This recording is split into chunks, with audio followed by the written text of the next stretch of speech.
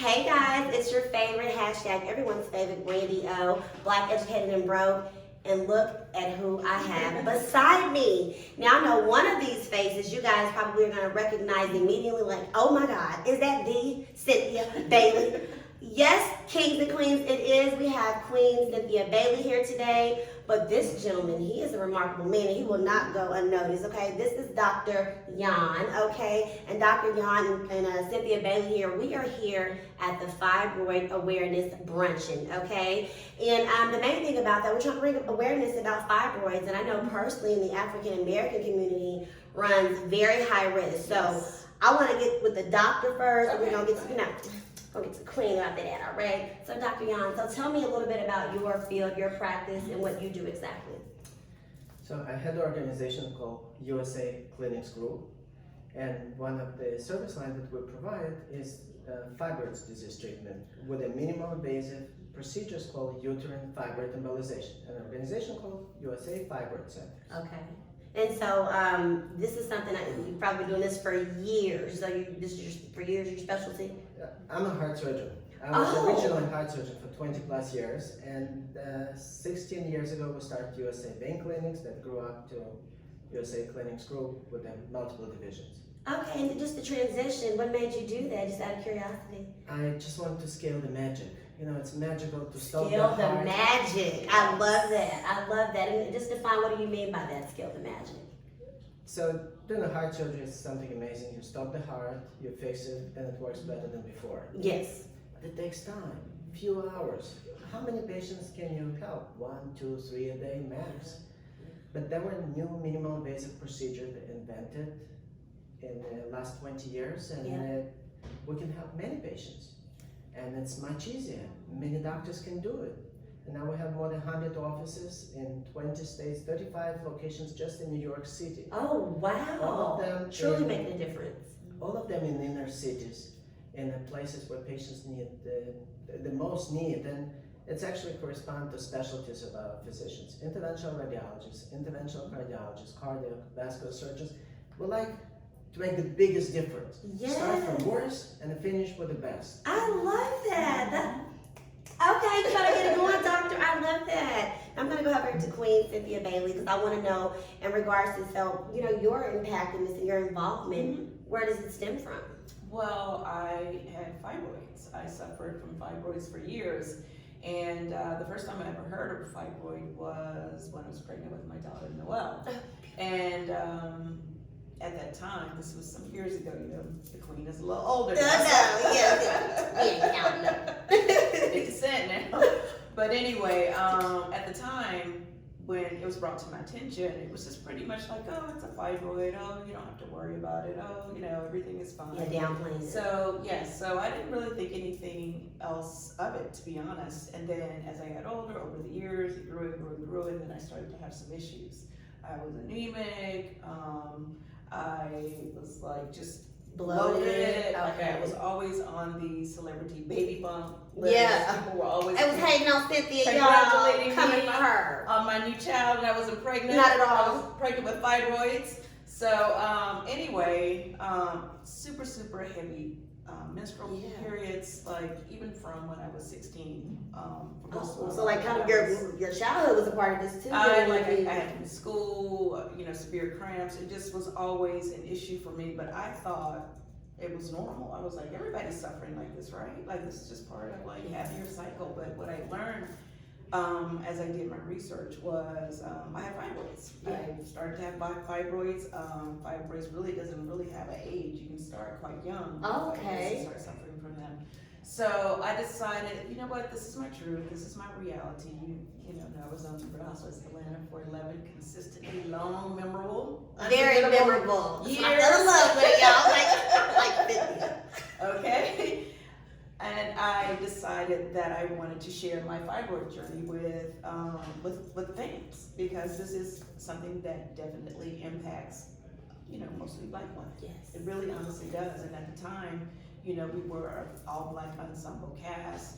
Yeah. Pretty much most of my other castmates had dealt with fibroids as well. Really? Yes. I mean, they chose not to really talk about it. It was fine. It's not like everybody wants to talk about fibroids. But, for me, I wanted to share because it was really impacting my life, my sex life, everything. It was just Really? How does, no, not to get into it, but how does that affect that? well, sex, depending on where the fibroid is, sex can be painful, number one. But more than anything for me, I was always on my cycle. I was Oh yeah, that wasn't fun. on it or getting off of it, and I was exhausted all the time. I was tired. All the you know. losing blood. Any energy I had, I was putting it to work, and when I got home, I was like, I was anemic, so I was like. Did you have to get a blood transfusion at one time? No, thank God. Thank God, no. So anyway, I decided to share it on the show, and I'm really glad that I did because a lot of women, for a long time, people didn't talk about fibroids. No, they did It not. was like a little secret. Yeah, And like a little taboo. yeah, exactly. And by me putting it out there, it really made a lot of women feel comfortable, Yes. talking about it and actually, doing something about it. Yeah, more education, like, wait, maybe that wasn't Absolutely. bad cramps. Maybe I should go get checked. Doing the research, and it's interesting because the research has been out there for a long time, but I guess there's something about just seeing someone that you feel like on a reality Relatable. show, but like, well, Cynthia did it. I'm gonna do it This is too. what Cynthia did. What did she get done? So Yeah. I kind of became the fibroid lady in Yeah. a lot of ways, which is why I'm so excited to partner with Dr. Yon and USA Fibroids Center because now that I don't have it, I'm 55 now. I'm in premenopause. 50 where? You better put positive 50. I don't believe 50 where? I know you would never know it. Never. But anyway, I thought it was important, although I no longer suffer from fibroids because I've aged out at this point, and I did have UFE as well. Okay. Uterine fibroid embolization. Yes. Which worked for me. It really, really did work for me. I highly suggest it. Super invasive, non-invasive procedure. No real recovery time. Did you have to go a couple times or was it the one No, time? one and done. Oh. One and done. Now be clear, I was like a little older when I got it, so I was already, as you get older, it starts to get better anyway because you start going through premenopause. You don't get your cycle after a while. So, Gotcha. Yeah. See, we learning here today. We are learning. Learning today. So that's pretty much my story. But I definitely felt like although it's not my real life issue now, I still have a testimony. Yes, and testimony. I still feel like we should keep the conversation going, and I really want to encourage women to look into UFE if they're a candidate for it, because it really, everyone deserves to have a quality life. And Yes. I can honestly say my fibroids were literally sucking the life out of me. Yeah. I'm just like, because I feel like I remember you maybe mentioned this before on the show in the past. I'm thinking like, oh wait, she talked about the bump and I remember the blogs and I'm like, but to know like that's such a serious thing. And I want to go down to you, Dr. Yon, and ask about, the commonality and more statistics. So like how often are like women having fibroids and how often black women are having fibroids? So fibroid is the most common female disease. It's up to probably 40 million women just in the US alone suffer from Like fibroid one disease. in five, probably. 80% of black women by age of 50 will develop fibroid, and 80% 60 of to women. 70% by age of 35, 40. Are you hearing these statistics? So pretty much vast majority. But how does that why? Do we know the science behind it? Like why African American women are more targeted? Like what is it in our genealogy that's causing us to be at a high rate for getting that? I'm sure there's some reasons for this related to gene, the hormonal status, because whites also affected. Yeah. But less, 70% by age of 50, maybe 30% by age of 35, 40, like a half. Oh yeah. And it starts a little later and not as big fibroids and not as symptomatic. But still, plenty of white women also get blood transfusion, hysterectomies. What's interesting in the black women, the complications are more severe. The rate of hysterectomy 2.5 times more than whites, and risk of complication also higher. I was told that it's called Mississippi appendectomy. Mississippi appendectomy. Okay, appendectomy is a disease that kind of medical community think, it's a procedure the medical community think, well, if you do that's no harm, because there's no real function. So if you think, especially before CAT scans, before other things, there was a certain percentage of called white appendix. That means you remove, nothing wrong, but you didn't do anything really Nothing bad. damage. Right.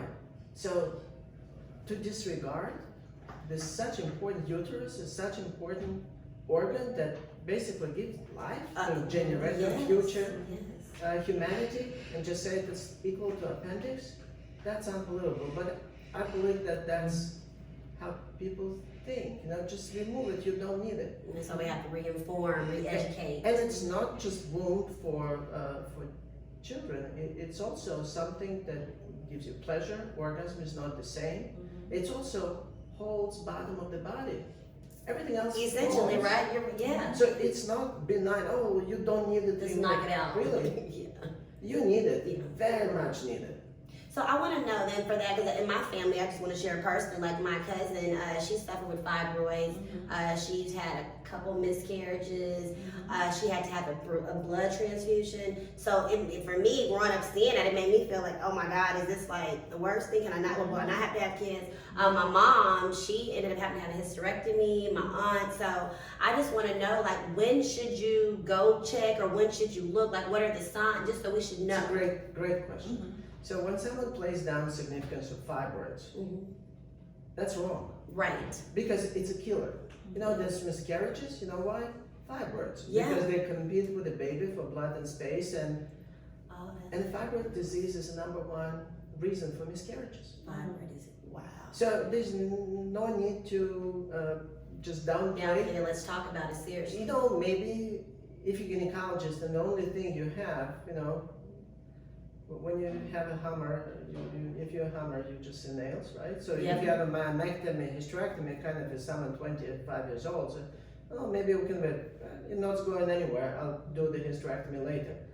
But if you have other tools, like uterine fibroid embolization done by interventional radiologist, then why someone need to suffer? Why would someone need to write off the best 20 years of her life and have a risk of bleeding and anemia and suffering, abnormal, physically, mentally, social, and even economic life, and lose babies? No reason whatsoever. 30-40 minute procedure in the office takes care of this problem and gives you the best life. Why would someone do? Why would they not take that option? Is what you're saying? Ultimately, they know because more they about. don't know. And this is uterine fibroid embolization. It's a clogging arteries through the catheter. Very simple procedure. Right. Through the access through the wrist or groin, like literally needle hole. We insert the catheter that goes towards the uterus, towards the origin of the blood vessels, arteries that feed those fibroids. Yeah. And when we clog them, that's embolization, fancy word for clogging. Right. Then no more blood supplies, no more feeding of fibroids. They shrink and die and disappear, get absorbed by the body. Yeah. It basically cuts out the blood supply. Yes, And your bump disappears, right? And then They shrink. Absolutely, because if they can't get the blood, if the They blood can't can't grow. get there, it just eventually goes away. This is something insurance covers. Insurance covers, Medicaid covers, managed Medicaid covers, everyone covers. It's been FDA approved for 27 years probably, but almost not done. Almost not done. Maybe 20 times more hysterectomies done, 10 to 20 times more hysterectomies. 1 million unnecessary surgeries are done, myomectomy, hysterectomies, ectomies, surgeries. Yeah. But And not it's minimal invasive procedures. That's so upsetting. Like, it's just so How do you find out you- triggering for me. My mom had a hysterectomy. The way, she's older, the way they just throw hysterectomy. Yes.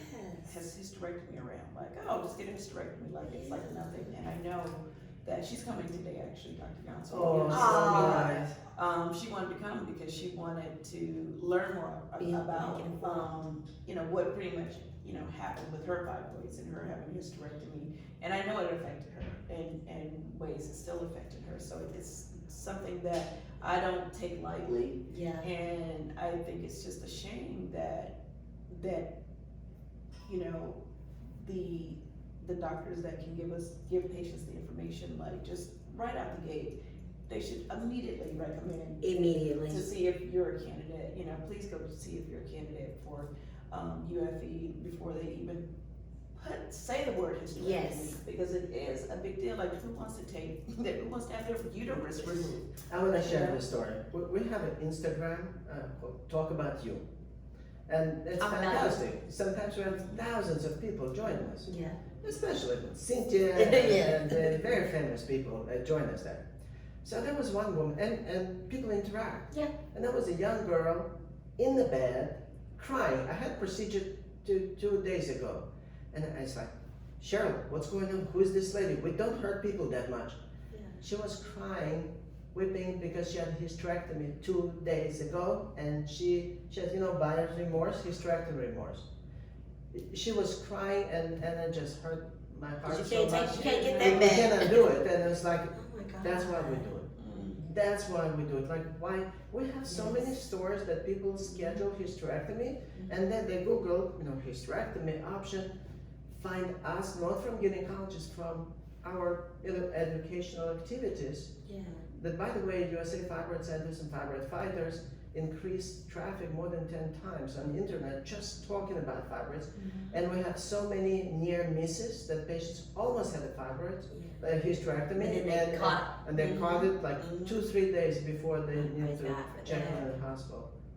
This is like, I am feeling so grateful for this moment, and I'm learning so much for myself, and I'm sure our audience is learning so much about fibroids, definitely, and I appreciate you guys. And the message that I'm getting as we talk about fibroid awareness is we don't have to automatically go to hysterectomy, people. Like, there's a new thing, the We don't need to go to do that at all, hysterectomy. actually, because there's an invasive done in the office It's a procedure, benign tumor. 40 benign. minutes or less.